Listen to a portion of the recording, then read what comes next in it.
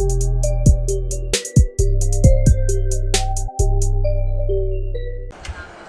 So we got our 4 seats up front. 4 seats up front.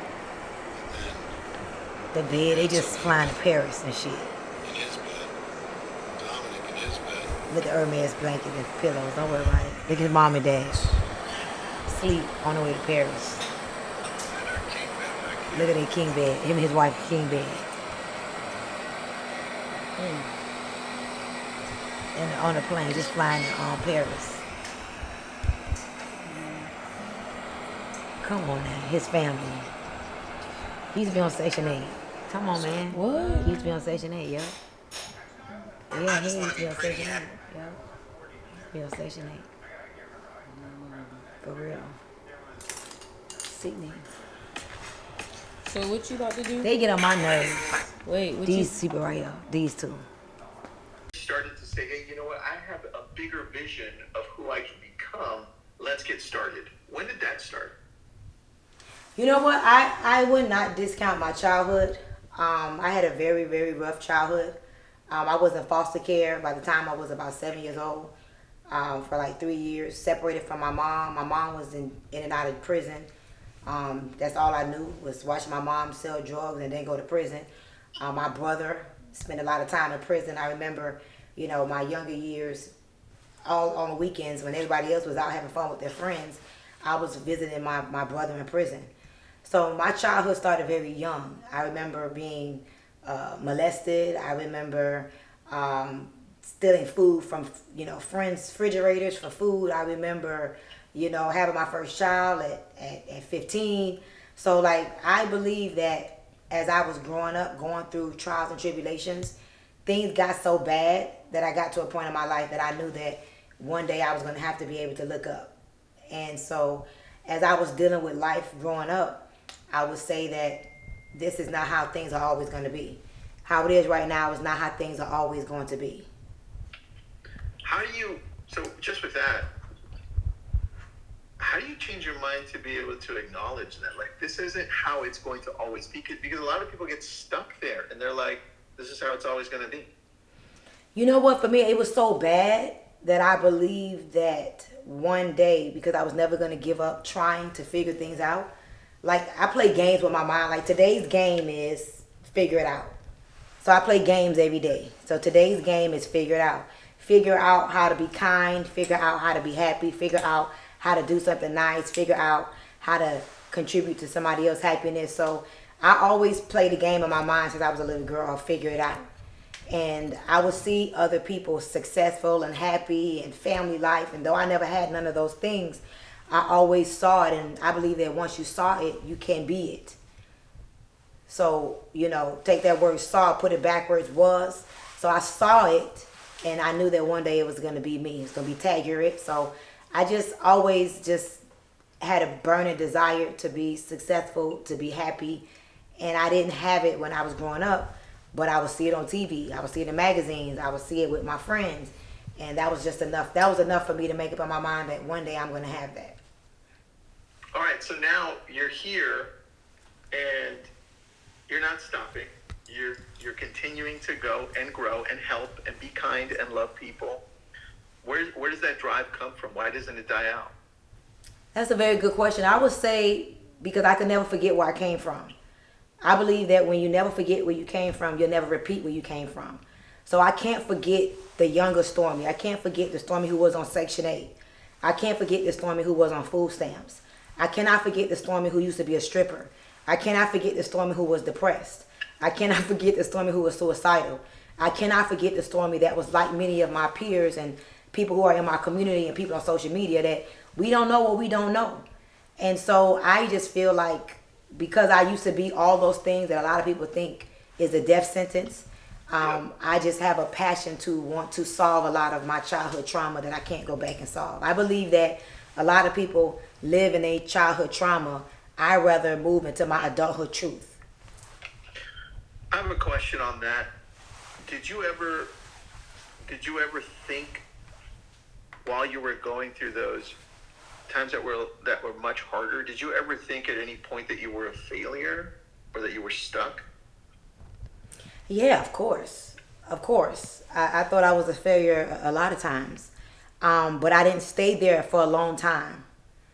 Like I, some way, somehow, and I think it was because of I read books, I listen to audio books, and I am a people watcher. Like I really do watch people, and so I would go through moments of feeling like a failure, but feeling like a failure didn't feel good to me, so I wouldn't stay there. I would always identify that how I'm feeling is a byproduct of how I'm feeling inside.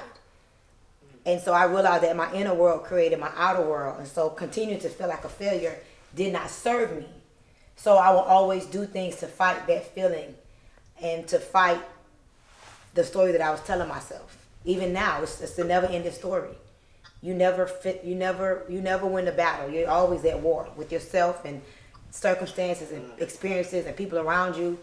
And so, yeah, I go through those moments, and I've been through those moments, but I just don't stay there. How do you work on making sure that your inner self stays at a higher level? Because we all go through these feelings, right? Different levels. How do you keep pushing on? So I think that the most important conversation is the one that you have with yourself.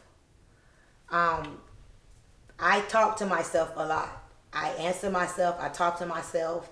I prophesy to myself. I speak life over and into myself. Just before I got on this live with you, I said my new way of making decisions is based upon 3 things. Number 1, is this lazy? Is this a lazy decision, Stormy?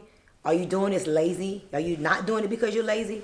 The second one, is this liberating to you? Are you doing it because it's liberating to you?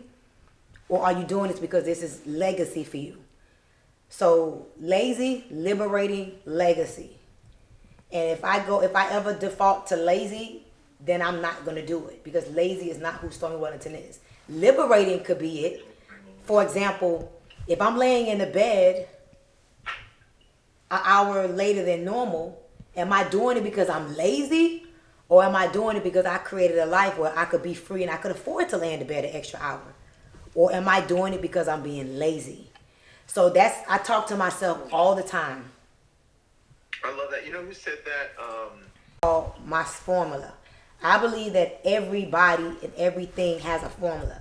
There was a formula to this marble. There was a formula to these glasses. There was a formula to this lip gloss. There was a formula to this, makeup, right? Everything has a formula.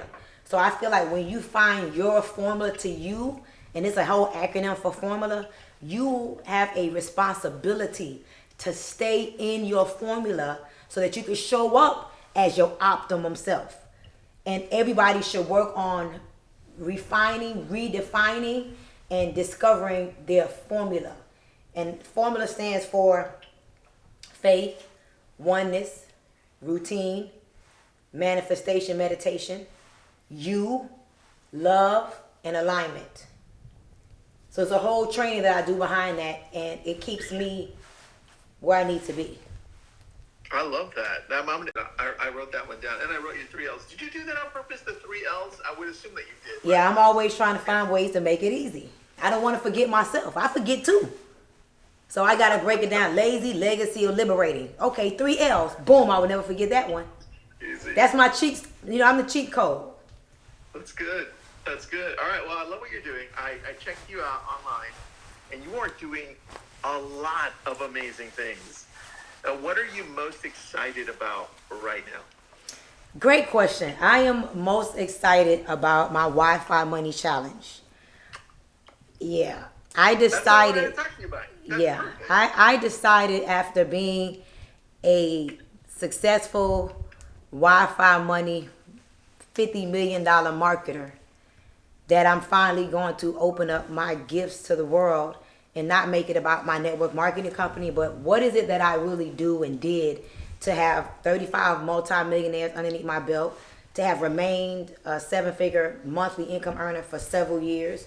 I feel like, a mentor of mine said to me, if you have a way to add value to somebody else and you don't, then you're wrong. You don't really love the people. And it changed my whole perspective. And so for the first time, I'm launching this Wi-Fi Money Challenge, and my goal is 100 people making $250,000 with me in the next 90 days. Wow. All right, tell me what you're going to take people. It's spiritual. I believe that success is a spiritual transaction. It happens internal. If you look at the word income, how you feel inside basis how you feel outside. So if you feel bad inside, why do you expect to have big income? Your income is in direct proportion of how you feel about yourself, how you talk to yourself. Do you know how to inspire yourself? Income comes from within. So I also have a business formula to success. And my number one objective the first few days is to get people to believe that they are worthy and they are good enough to make $20,000 a month. The how-tos, I could give you a how-to class and make your mind want to pop. Or I could help you to deprogram, to reprogram, to believe that you deserve to have freedom. So I have an affirmation that I speak. It says this, to get you in a place where you're believing and deserving of this abundance that I believe is ours from hundreds of years ago. All right, I have a question. With the world changing a little bit more, with everyone talking about a recession, the economy, all of these negative aspects to just the economy, how do you maintain a strong mindset to continue to say, hey, you know what? It doesn't matter what happens, because there are opportunities everywhere. Don't bring me down with all this crap about the economy or recession. How do you do that? So the definition of recession is a time of decreased economic activity. So if I know that, why would I buy into the decreased economic activity? I'm just going to do the opposite. I'm going to increase my economic activity. Therefore, I could get income, increase income, and I don't have to participate in a recession. And I've literally been reprogramming myself to believe that the word recession means recess. It's time to play. So when I hear recession, I feel like it's time to play. So my mind doesn't even internalize recession like the world does. It internalizes recession like it's go time, grow time.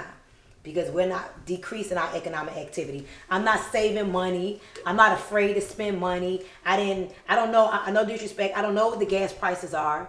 I don't care what the gas prices are. I care because I have compassion for people that can't afford gas. But I don't want to know what the gas prices are.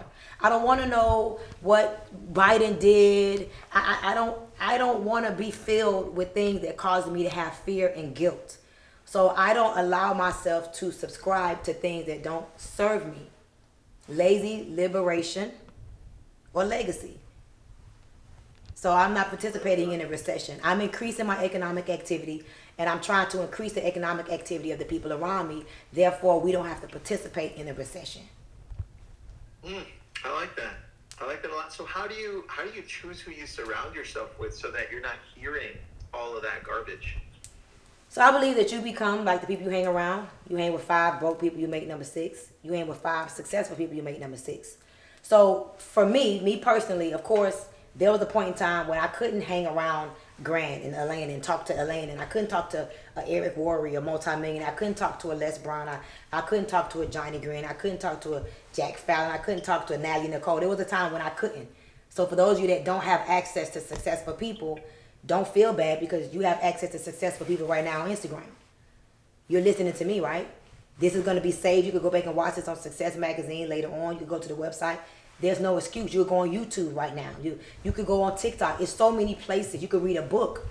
So there was a point in time where I could not surround myself with successful people, because most successful people hang around successful people. But now I'm very intentional. If we're not making something happen together, if we're not building something together, I don't have time for it right now. Later on, but if we're not in the process of doing something together, I really don't have time. I'm doing a lot of personal development. I'm spending a lot of Stormy time. I work out 3-4 hours a day. I'm taking time to take care of me. So I just don't make time for 3 things. If it doesn't make me happier, richer, or bring me closer to God, I just don't have time for it right now. I love that. That's so good. You know what? That's reminiscent of what Kobe Bryant said. Look, I'm on a mission. And yes. If you don't that mission, and don't feel bad. I'm still your friend. I'm just not going to show up the same way, right? It's so true. That's really, it. really good point. I love that. So everybody, watch that on a replay because what she said is extremely important. You can live in a world that's falling apart around you, but only you choose to decide what you focus on. Do you focus on being the victim, or do you focus on the opportunities around you? Right? And that's what she's talking about. She said, I'm not going to participate. Right? I love that. Very, very, very well said. Sorry, what does your necklace say? What does that say? Oh, it says 1,000 families. Tell me about that. So, since 2013, I would help 50 families make 6 figures. I've been speaking this since 2010, actually. So I believe that life is not about how successful you are, but how you help other people to achieve success. I believe life is not about how successful you are, but how you help other people to achieve success. A lot of times people become successful and they forget about the people behind them or on the side of them. They forget. So for me, I just need to remind myself that I got work to do. When I was struggling and I had nothing, I made a promise to God, if you help me, I won't forget to help people. And so this is a reminder to me, like no matter how much money I have, how much cars I have, how much I have, don't forget to go back and help the people. So my goal is every year to help 1,000 families make 6 to 7 figures. And so I wear it on my neck as a reminder of my mission. And there are people in the world that has helped me to support the 1,000 families making 6 to 7 figures. And you'll see people in the world that wear these as well as a token of their, contribution to the mission. I love that. That's beautiful. Thank you. Thank you for sharing that. Thank you. I like it. All right, we got a few minutes. I want to ask you, what type of books do you gravitate to? Since you mentioned that you do read and you listen to podcasts, so what type of books are you mostly engaging with? I love informational, spiritual books. Like my favorite book of all times is Think and Grow Rich. That book changed my life. I believe every person in the world needs to read that book. I have a book called 9 Laws of Success, How to Attract Love, Health, Wealth, and Success into Your Life. I'm reading that, actively reading it right now. Even though I wrote it, I had to read it again too, I love As a Man Thinketh by James Allen. That's one of my favorite books. I love The Science of Getting Rich by Wallace D. Wattles. I love The Magic of Believing by John Claude Bristol. I love You Got to Be Hungry by Les Brown. So anything that helps me internally to create the outward result, I like self-help books. I love books that help me to become a better human. I like that. Magazines, except probably Elena's, my girls. I'll text her. I'll be like, hey, yo, I just talked to Stormy. I'll text Yeah, I might be neck and neck with my girl Elena. I love that. Yes. Yes, thank you so much for having me. Thank you for